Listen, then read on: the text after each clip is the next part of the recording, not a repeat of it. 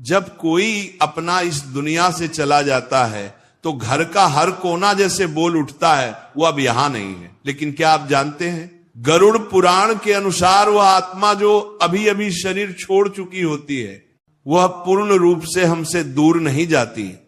उसके जाने के 24 घंटे के भीतर ही वो आत्मा अपने घर, अपने परिवार, अपने अपनों के बीच लौटती है। मगर ये लौटना किसी खुशी या पुनर्मिलन का नहीं, बल्कि एक सूक्ष्म और गहरे मोह का प्रतीक होता है। शरीर भले श्मशान तक गया हो, लेकिन आत्मा वह तो वहीं खड़ी रहती है जहां लोग रो रहे होते हैं, जहां लोग उसे पुकार रहे होते हैं, वह आत्मा देख रही होती है। कौन कैसे विलाप कर रहा है, कौन भीतर से टूट चुका है, कौन उसकी तस्वीर को पकड़कर मौन हो गया है, लेकिन वह कुछ कह नहीं सकती, बस खड़ी रहती है, अदृश्य होकर अपनी ही अंतिम क्रिया का साक्षी बनकर। गरुड़ पुराण कहता है कि जब आत्मा शरीर छोड़ती है तो वह एक सूक्ष्म देह में बदल जाती है, जिसे न कोई देख सकता है न छू सकता है, लेकिन वो होती वही है। और उसकी सबसे पहली इच्छा यही होती है, मैं अपने घर लौटूं, जहां मेरी यादें हैं, जहां मेरा परिवार है, जहां मैंने जीवन का हर क्षण जिया। लेकिन क्या आत्मा ये लौट आओ अपनी मर्जी से करती है? नहीं, ये लौटना एक नियम है, एक गहरा अटूट नियम, क्योंकि आत्मा का मोह विशेष रूप से मृत्यु के तुरंत बाद सबसे तीव्र होता है। आत्मा समझ ही नहीं पाती कि वह अब जीवित नहीं है। उसे लगता है मैं तो ठीक हूं, लेकिन सब मुझे क्यों नहीं देख रहे। वह अपनी ही चिता के पास खड़ी रहती है, अपने शरीर को जलते हुए देखती है और समझने की कोशिश करती है कि यह सब उसके साथ हो कैसे रहा है। गरुड़ पुराण में विस्तार से बताया गया है कि जब कोई मनुष्य मरता है तो 24 घंटों के भीतर यमदूत आत्मा को यमलोक ले जाते हैं। वहां चित्रगुप्त के पास उसके पूरे जीवन का लेखा जोखा प्रस्तुत किया जाता है। हर सोच, हर कर्म, हर भावना का हिसाब वहां लिखा होता है।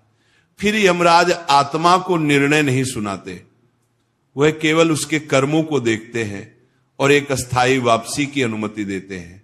हां, आत्मा को धरती पर लौटने का एक आखिरी अवसर दिया जाता है, लेकिन सिर्फ 24 घंटे के लिए, ताकि वो अपने प्रियजनों को देख सके, उनके साथ थोड़ा और समय बिता सके और फिर आगे की यात्रा के लिए तैयार हो सके।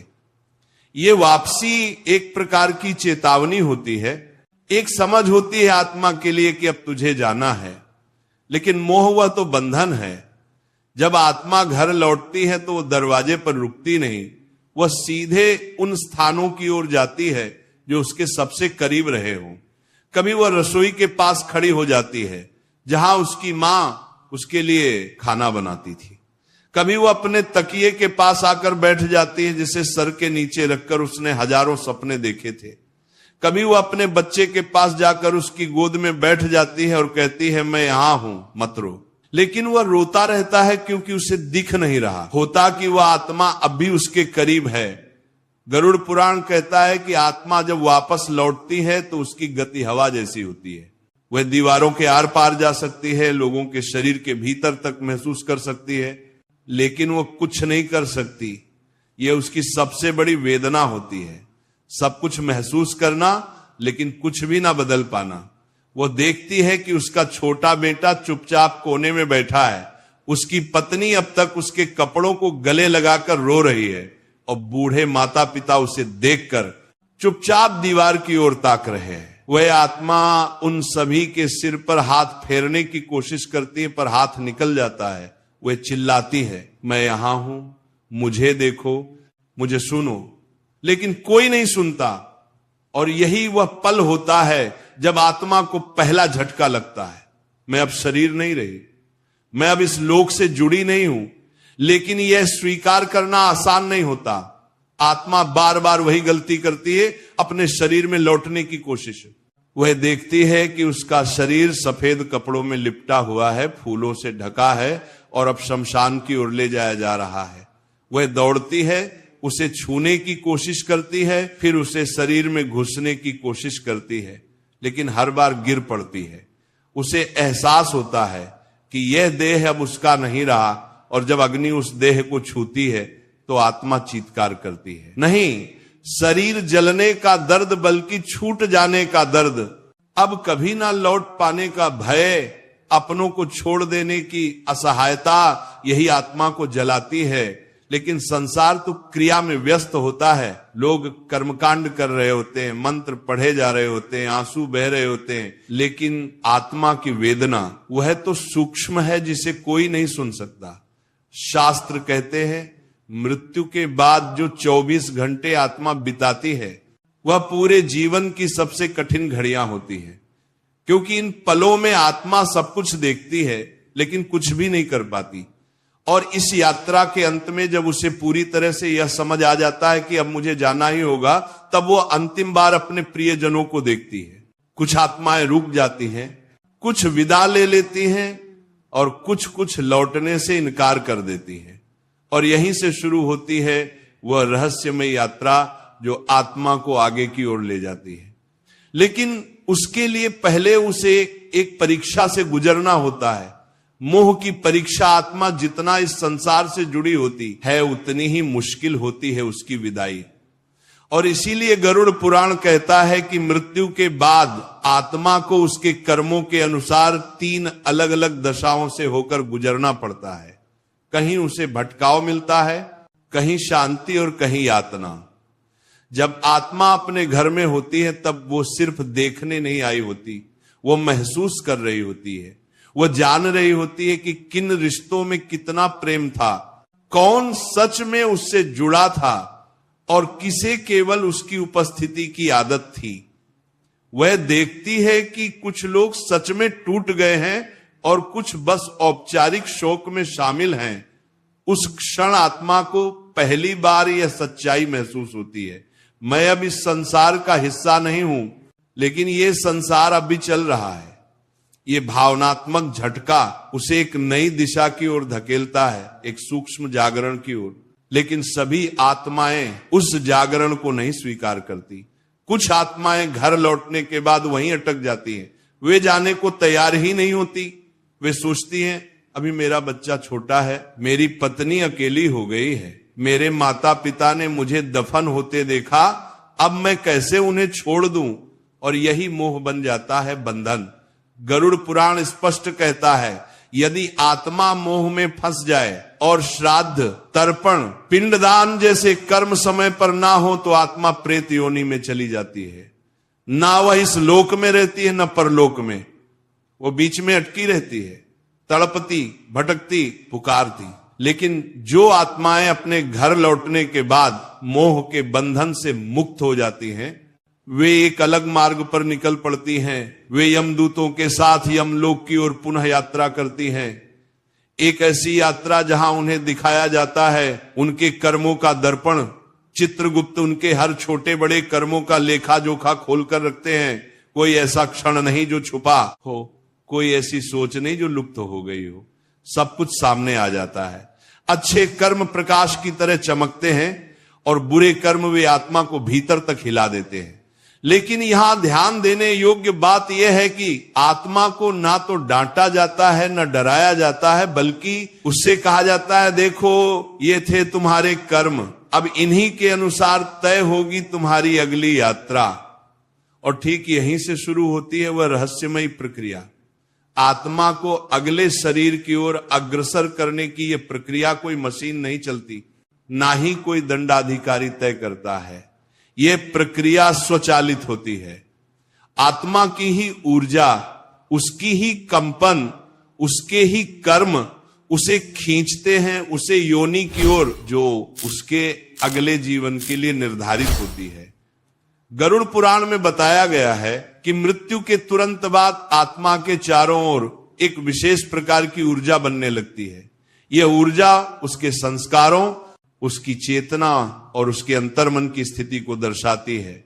यही ऊर्जा तय करती है कि आत्मा किस दिशा में जाएगी। अगर आत्मा क्रोध, मोह, लालच और ईर्ष्या जैसी भावनाओं में उलझी हुई है तो वह नीचे की योनियों की ओर आकर्षित होती है। लेकिन अगर आत्मा ने जीवन में सेवा, भक्ति, प्रेम और सत्य का पालन किया है तो उसकी गति ऊपर की ओर होती है, पितृलोक, देवलोक या ब्रह्मलोक की दिशा में। लेकिन ये सब होने से पहले आत्मा को घर लौटना ही पड़ता है। क्यों? क्योंकि यहीं से उसका जीवन शुरू हुआ था, यहीं उसके कर्मों का आधार था, यहीं से उसकी यात्रा का पहला पन्ना लिखा गया था। इसलिए यहीं पर वह उसे समेटने आती है और वह 24 घंटे आत्मा के लिए सबसे अधिक भावुक, सबसे अधिक निर्णायक होते हैं। गरुड़ पुराण कहता है कि इस अवधि के दौरान आत्मा को पिंडदान, श्राद्ध और मंत्रोच्चार की विशेष आवश्यकता होती है, क्योंकि इन कर्मों के माध्यम से ही आत्मा को यह संकेत मिलता है कि अब तू मुक्त हो सकता है, अब तुझे जाना चाहिए। जब पिंडदान होता है तब आत्मा को अन्न की उस ऊर्जा से तृप्ति मिलती है, जो भले भौतिक भोजन ना हो लेकिन सूक्ष्म स्तर पर उसे वह संतोष प्रदान करता है जिसकी उसे आवश्यकता होती है। जब श्राद्ध होता है तो आत्मा को यह आश्वासन मिलता है कि उसके परिजनों ने उसे सम्मान पूर्वक विदा किया है कि वह अब बिना बोझ के आगे बढ़ सकती है। लेकिन जब लोग ये कर्म नहीं करते तो आत्मा रुक जाती है। वह सोचती है, क्या किसी ने मुझे याद नहीं किया? क्या मेरा कोई मूल्य नहीं था? क्या मैं सिर्फ एक देह थी जो अब खत्म हो गई? और ये भावनात्मक चोट आत्मा को रोक देती है, वो भटकने लगती है, दरवाजे खिड़कियां खोलने की कोशिश करती है, अपने कमरे में बार बार घूमती है, अपने प्रियजन के सिरहाने बैठती है, सपने में आती है, संकेत देती है। और जब कोई उसकी उपेक्षा करता है तब वह और टूट जाती है। इसलिए गरुड़ पुराण कहता है, मृत्यु के बाद पहले 10 दिन अत्यंत महत्वपूर्ण होते हैं। पहले 3 दिन आत्मा अपने ही शरीर के आसपास रहती है, चौथे से 7वें दिन वह घर का चक्कर लगाती है और 8वें से 10वें दिन वह अपने कर्मों के आधार पर अलग अलग मार्ग पर आगे बढ़ने लगती है। लेकिन इस दौरान यदि उसका मोह गहराया हुआ हो तो यह प्रक्रिया रुक जाती है और यहीं पर शुरू होता है वह संघर्ष। एक ओर आत्मा का मोह और दूसरी ओर उसका मोक्ष। कौन जीतेगा? कौन उसे आगे ले जाएगा? और अक्सर इस सवाल का उत्तर आत्मा खुद नहीं देती, उसका उत्तर तय करते हैं उसके पीछे रोते हुए लोग, उसका परिवार, उसके संचित संस्कार। अगर उसे आत्मा के पीछे कोई उसे मुक्त करने वाला नहीं होता, कोई ऐसा नहीं होता जो उसे प्रेम से विदा करे, पिंडदान करे या भगवान का नाम लेकर उसका श्राद्ध करे, तो उसका मोह जीत जाता है। लेकिन यदि कोई ऐसा होता है जो ये कह दे, जाओ शांति से जाओ, तुम्हारा कार्य पूर्ण हुआ, तो आत्मा को यह संकेत मिल जाता है कि अब उसे इस संसार में रुकना नहीं है। गरुड़ पुराण स्पष्ट कहता है कि आत्मा जब तक तृप्त नहीं होती तब तक वो आगे नहीं बढ़ पाती, और ये तृप्ति सिर्फ अन्न से नहीं, भाव से मिलती है। जब घर में कोई ईश्वर का नाम लेकर आत्मा को स्मरण करता है, उसके लिए दीप जलाता है, जल अर्पित करता है, तब आत्मा को यह आभास होता है कि उसे स्मरण किया गया और यही स्मरण बनता है। पहला मंत्र उसकी मुक्ति का। 24 घंटे के भीतर आत्मा को यह भी अनुभव होने लगता है कि अब उसके लिए ये संसार वही नहीं रहा, वही घर, वही दीवारें, वही लोग। लेकिन अब कोई उसे देख नहीं सकता, छू नहीं सकता, भुला नहीं सकता। वो अपने प्रियजनों के आंसुओं को देखती है लेकिन छू नहीं सकती। वह चाहकर भी कोई दरवाजा नहीं खोल सकती, किसी को गले नहीं लगा सकती, कोई उत्तर नहीं दे सकती। और ये विवशता यही होती है आत्मा की पहली पीड़ा। लेकिन उसी क्षण अगर परिवारजन ईश्वर का स्मरण करे, गरुड़ पुराण का पाठ करे, नाम जप करे, तो उसे विवश आत्मा को एक ऊर्जावान द्वार खुलता दिखाई देता है। और वह द्वार उसे एक मार्ग दिखता है जहां यमदूत उसकी प्रतीक्षा कर रहे होते हैं। लेकिन यह प्रतीक्षा प्रेम से भरी होती है, डराने वाली नहीं। गरुड़ पुराण कहता है कि यदि आत्मा शांत है, तृप्त है और उसके कर्म भी संतुलित हैं, तो यमदूत नहीं देवदूत आते हैं, वह उसे प्रेम पूर्वक ले जाते हैं। जैसे कोई बालक को किसी नए विद्यालय ले जा रहा हो, लेकिन अगर आत्मा व्याकुल है, मोह में बंधी है या उसके भीतर बहुत अधिक पश्चाताप, भय या लालच है, तो वह इन संकेतों को देख ही नहीं पाती। वह यमदूतों को नहीं देखती बल्कि केवल अपने घर को देखती रहती है। वह यही सोचती रहती है कि मुझे क्यों जाना पड़ रहा है। और जब ये अस्वीकार भाव गहराता है तो आत्मा अटक जाती है। इसलिए कहा गया है मृत्यु के 24 घंटे बाद आत्मा घर लौटती है, ताकि वह अपने सबसे निकट बंधनों को देख सके, उनसे विदा ले सके। लेकिन यदि घर वाले उस आत्मा को मोह में बांध कर रख ले, तुम हमें छोड़कर क्यों गए, अब हमारा क्या होगा, हम तुम्हारे बिना नहीं रह सकते, तो आत्मा की मुक्ति बाधित हो जाती है। आपने कभी गौर किया होगा, बहुत सी आत्माएं सपनों में आती हैं और कहती हैं मुझे शांति नहीं मिल रही, मेरा क्रियाकर्म नहीं हुआ, मुझे कोई याद नहीं कर रहा। ये सिर्फ भावनात्मक संकेत नहीं है, ये आत्मा की पुकार है। वह सच में चाहती है कि उसका पिंडदान हो, श्राद्ध हो और उसका नाम लेकर उसके लिए प्रार्थना की जाए। गरुड़ पुराण कहता है आत्मा जब तक अपने कर्मों के भार को नहीं छोड़ती, जब तक मोह को नहीं त्यागती, जब तक उसे जीवन से जुड़े रिश्तों को स्वीकार कर विदा नहीं करती, तब तक वह अगली यात्रा के लिए तैयार नहीं होती। 24 घंटे का यह कालखंड एक पुल की तरह होता है। यह वह क्षण होता है जहां आत्मा न इस पार होती है न उस पार। वह सूक्ष्म शरीर में सब कुछ देख रही होती है, लेकिन कोई उसे देख नहीं सकता। वह सब सुन रही होती है, लेकिन कोई उसे उत्तर नहीं देता। वो बोलती है पर उसकी आवाज कोई नहीं सुनता। और यही कारण है कि वो बार बार अपने शरीर की ओर लौटती है। वही कमरा, वही बिस्तर, वही चीजें जिनसे उसका जुड़ाव रहा, वह सोचती है शायद मैं अब भी लौट सकती हूं, शायद ये सपना है, शायद मैं जाग जाऊं और सब कुछ पहले जैसा हो जाए। लेकिन जब हर प्रयास विफल हो जाता है, जब वो देखती है कि उसका शरीर जला दिया गया, गाड़ दिया गया और लोग वापस लौटने लगे, तब आत्मा को पहली बार ये अनुभूति होती है कि वो सच में मर चुकी है। और ये अनुभव बहुत गहरा होता है। ये वही क्षण होता है जब आत्मा भीतर से हिल जाती है। और यदि उसी क्षण कोई दिव्य संकेत न मिले, कोई गरुड़ पुराण न पढ़ा जाए, कोई दीप न जलाया जाए, तो आत्मा समझ नहीं पाती कि अब उसका मार्ग कौन सा है। वह इधर उधर भटकती रहती है, कभी दरवाजे खोलने की कोशिश करती है, कभी लोगों के सपनों में जाने की, और धीरे धीरे अगर कोई उसे न बुलाए न भेजे तो वह उसी घर में अटकी रह जाती है। यही कारण है कि गरुड़ पुराण में यह स्पष्ट कहा गया है मृत्यु के बाद आत्मा को विदा करना जितना आवश्यक है उतना ही आवश्यक है उसका मार्गदर्शन करना। इसलिए पुराने समय में पहले दिन से ही प्रार्थनाएं, दीपदान, तुलसी जल, नाम स्मरण आरंभ कर दिया जाता था, ताकि आत्मा ये समझ सके कि अब उसे जाना है और उसका मार्ग कहां है। अब प्रश्न ये उठता है, यदि आत्मा 24 घंटे बाद घर लौटती है तो क्या वह हमसे संवाद कर सकती है? क्या वह हमें संकेत देती है? और क्या हम उसे अनुभव कर सकते हैं? गरुड़ पुराण और अनेक प्राचीन धर्म ग्रंथ कहते हैं हां, आत्मा संकेत देती है। वह चाहती है कि हम उसकी उपस्थिति को महसूस करें, उसकी व्यथा को समझें और उसे मुक्ति की ओर बढ़ाने में सहायता करें। लेकिन यह संवाद शाब्दिक नहीं होता। आत्मा न तो हमारे कानों से सुने देती है, ना आंखों से दिखाई देती है, वह संकेत देती है हमारी भावना के माध्यम से, हमारे स्वप्नों के माध्यम से, और कभी कभी हमारे वातावरण में छोटी छोटी हलचलों के माध्यम से। जब किसी प्रियजन की मृत्यु होती है तो अक्सर लोग कहते हैं मुझे लगा जैसे वो अभी भी पास है, जैसे वो मुझे देख रहे हों, उनकी खुशबू अचानक आ गई, कुछ हल्का सा स्पर्श महसूस हुआ। ये संयोग नहीं होते, ये आत्मा का संदेश होता है कि मैं अभी यही हूं लेकिन अब जा रहा हूं, मुझे विदा दो।